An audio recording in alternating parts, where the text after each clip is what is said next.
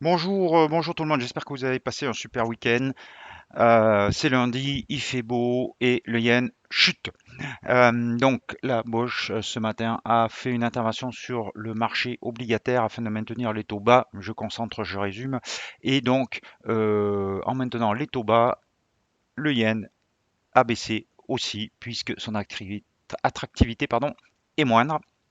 Donc on reste dans ce que je vous dis depuis plusieurs jours, que le deal, le trade en short yen est à privilégier. Et l'autre trade que je vous ai donné depuis plusieurs jours aussi, c'est long dollar australien. Donc les deux combinés, forcément, c'est explosif. On va voir ça en graphique. Euh, Hausse du dollar aussi, du billet vert avec en toile de fond, en ligne de mire, bien sûr, le chiffre du chômage ADP mercredi, mais surtout le chiffre du chômage vendredi, qui sera le centre de l'attention des opérateurs. L'avertissement sur les risques et on passe au graphe.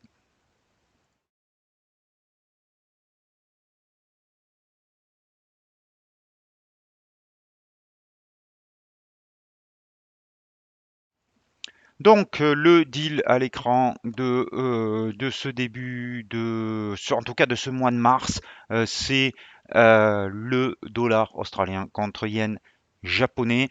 Vous voyez cette hausse qui s'est emballée encore ce matin, euh, qui donc maintenant a pour objectif 97,30. Mais attention, on est maintenant sur un niveau extrêmement suracheté. Encore une fois, ça ne veut pas dire que ça va se renverser, mais on peut avoir une consolidation, une correction à partir de maintenant. Donc, si vous n'êtes pas long à UDN, euh, il est trop tard pour se positionner sur cette paire de devises. Il va falloir attendre une respiration, une correction avant de rentrer dedans. Pour ceux qui sont déjà longs, comme je vous l'avais, euh, qui ont suivi l'avis que j'avais donné ces derniers jours, euh, vous pouvez resserrer vos stops à minima et au moins si vous ne l'avez pas fait, une prise partielle de bénéfice. Moi je vous avais donné un niveau sur 89 de mémoire, 88, 50, 89. Bien sûr, quand vous avez un dépassement de la résistance à 89 de cette façon, derrière, c'est explosif et ça l'est. Mais donc, resserrez vos stops, prenez la moitié de bénéfice si vous ne l'avez pas fait pour viser peut-être à 97,30 si vous êtes un investisseur à long terme. On va voir, puisqu'on est sur le dollar australien, alors pourquoi une respiration est possible aussi parce que le dollar australien, vous voyez, contre dollar américain, intéressant, il est en train de nous donner plusieurs chandeliers d'hésitation au contact de cette zone de résistance qui se situe entre 75,20 et 75,50. Vous voyez, donc ça ne veut pas dire que ça va encore une fois se retourner à la baisse comme ça a été le cas ici. C'est possible, mais en tout cas, on n'a pas pour l'instant cette information. Pour l'instant, on a une consolidation horizontale sous cette zone de résistance. L'euro AUD, alors là, on commence à avoir un support. On a atteint un support sur 1,4564 qui correspond au plus bas. Personnellement, je pense qu'on peut aller à 1,4425, mais la bougie d'aujourd'hui, le chandelier montre qu'il y a quand même des acheteurs qui se manifestent sur 1,4565. Donc on verra ce soir comment ça se clôture, comment ça clôture.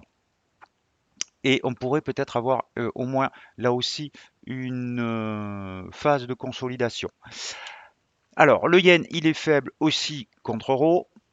Regardez ça, on est allé on a explosé la résistance la semaine dernière, j'en avais parlé à 133,50 et derrière on est allé directement quasiment sur 137,50 qui est le plus haut de janvier 2018 et la nouvelle résistance qu'on a touché ce matin. Et regardez les prises de profit euh, actuellement. Donc il peut continuer à progresser pour tester une deuxième fois 137,50, ça ne serait pas étonnant, mais là on a des prises et bénéfices, donc cette barrière à 137,50 va peut-être être un petit peu difficile à, à dépasser, à franchir dans l'immédiat, mais on garde un biais haussier sur l'euro-yen. Sur la livre-yen, alors là c'était encore plus flagrant parce qu'on avait une magnifique résistance à 158,22 qu'on a dépassé par ce Marubozu très haussier la semaine dernière. Et derrière, donc, on a rejoint la résistance, là aussi les plus hauts de mars 2016 à 164,20 avant des prises de bénéfices bien légitimes. Alors ces prises de bénéfices ne veulent pas dire que cela va se retourner, encore une fois, mais il est logique qu'après une telle vague de hausse, sur un point aussi important, c'est un plus haut mensuel, on ait des gens qui coupent leur achat, leur position longue et qui prennent donc leurs bénéfices. Maintenant, la tendance, elle reste haussière malgré tout, et on peut très bien avoir soit une latéralisation des cours, soit une progression plus lente vers à nouveau un test des 164,20. Voilà, donc j'ai commencé par l'yen et le dollar australien parce que ce sont vraiment les deux devises qui, jusqu'à aujourd'hui, étaient les vedettes du mois de mars, mais ça risque de changer puisqu'on arrive en avril, mais surtout euh, parce que les mouvements semblent quand même bien entamés sur ces devises-là. Donc le dollar progresse. Vous allez le voir, il progressait lentement la semaine dernière, mais quand même, il progressait tous les jours. Et là, aujourd'hui, il a une vraie impulsion haussière. Donc, on pourrait aller vers l'objectif donc, que je vous ai fixé depuis assez longtemps, maintenant qui est 100. On pourrait donc dépasser le plus haut de la dernière fois. Alors, c'est dû au rendement obligataire aux États-Unis qui se tendent. Et donc, biais haussier sur le dollar, ce qui donne sur le câble une reprise de la baisse avec actuellement un 31,20 qui est attaqué, qui est un support intermédiaire, et on pourrait donc aller au final sur revenir en tout cas sur les plus bas de 1,30, voire sur cette, ce support à 1,2846 qui est l'objectif. Donc, nouveau plan pour cette semaine, le câble short avec 1,30 dans un premier temps, premier objectif, et 1,2846 le second. Alors c'est vraiment pour la semaine, parce que comme il y a les chiffres du chômage américain vendredi, il ne faudra pas être en pause à ce moment-là. Mais si on cherche un point d'entrée, c'est toujours la difficulté, vous le savez en trading. Donc là, on va voir, c'est plus une zone en fait de support, mais on a l'air d'avoir cassé cette zone. Et donc le stop, il se place au-dessus de 1,3167. Hein. Vous voyez, vous avez quand même, alors attention à votre calcul de taille d'opposition, vous avez 60 pips de risque pour si vous visez un 30, 130, que je dise pas de bêtises, non 113 pardon de gain, donc c'est tout juste acceptable, mais salé.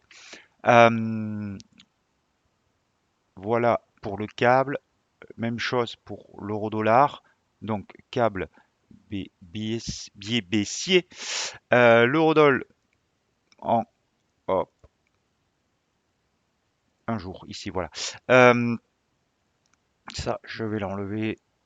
L'eurodoll, donc, je vous disais, hein, je vous l'ai dit toute la semaine dernière, hein, malgré le rebond de l'euro, sous 1,1122, on garde un biais baissier et euh, ce biais se transformera pour moi en signal de vente sous 1,09. Pour l'instant, on n'y est pas, mais on revient sur le support. On verra si des acheteurs se manifestent à ce moment-là et ça sera un point clé à mon avis parce que si on échoue, si on ne casse pas à la baisse 1,09 cette semaine, ça pourrait, il pourrait ne pas y avoir de point bas comme envisagé sur 1,07 et on pourrait avoir une phase de distribution avant une reprise haussière de l'euro parce que mon scénario, je vous le répète, ça reste un point bas de l'euro, au mois de mars. Je le dis depuis janvier, donc euh, avant la fin, en tout cas pendant le premier trimestre. Donc, est-ce que ce point-là est le point bas? On le saura si 1,09 tient cette semaine ou pas. Euh, voilà, on va regarder le kiwi qui maintenant est haussier parce qu'on a cassé la moyenne mobile à 200 périodes. On a une petite correction, mais cette semaine, si vous aviez une bougie verte au-dessus de cette moyenne mobile à 200 périodes, on pourrait se positionner aussi, on pourrait se positionner à l'achat. Euh, voilà. Alors, j'ai parlé du yen, mais j'ai pas parlé du dollar yen, et c'était peut-être le principal. Le dollar yen, l'objectif est à 125,90. On est déjà à 124,10. Il y a encore un petit peu de marge, hein, pour aller sur 125,90. Attention, hein, ce RSI vraiment très acheté, donc privilégiez maintenant plutôt les deals de court terme. Euh, mais en tout cas, jusqu'à vendredi, jusqu'au chiffre du chômage, je vois mal comment le yen pourrait se redresser. euh,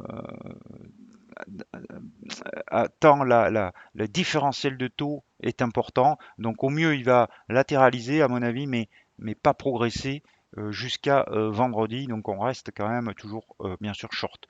Alors, un autre point aussi, j'ai pas vu l'euro suisse, je sais que beaucoup d'entre vous le regardent, mais il se passe pas grand-chose sur l'euro suisse. Il y a un support maintenant qui s'est matérialisé à 1,0194. Euh, et donc qui fait office de support, donc c'est le niveau à surveiller cette semaine. Et par contre, on va aller voir le Luni parce que le Luni, il a cassé, figurez-vous, son oblique haussière. Et donc, deviens neutre sur le Luni euh, parce que la cassure de cette oblique haussière est un signal de faiblesse. Attention, ça ne veut pas dire que je passe short pour une raison simple, parce qu'on a un support très important ici. On va enlever ça, c'est pas ce que je voulais. Voilà. On a un support important ici sur 1,2450 et c'est plutôt la cassure de ce support qui me fera passer short pour viser en 23. Pour l'instant, ce n'est pas cas. Le risque est plus de voir les cours évoluer en dents de scie au-dessus de ce support de 1,2450. Donc c'est vraiment le support à surveiller. Voilà, donc les directives pour la semaine, toujours short yen, même si il est peut-être un peu tard, il est trop tard, donc c'est à vous de voir, mais short yen, long AUD et short câble, donc maintenant jusqu'à vendredi, on verra, et donc aussi à surveiller le kiwi si jamais une bougie verte apparaissait, et ce niveau de 1,2450 sur le Luni. Je vous souhaite un très très bon après-midi, de très bonnes trades. N'oubliez pas vos stop loss. À demain. Ciao, ciao.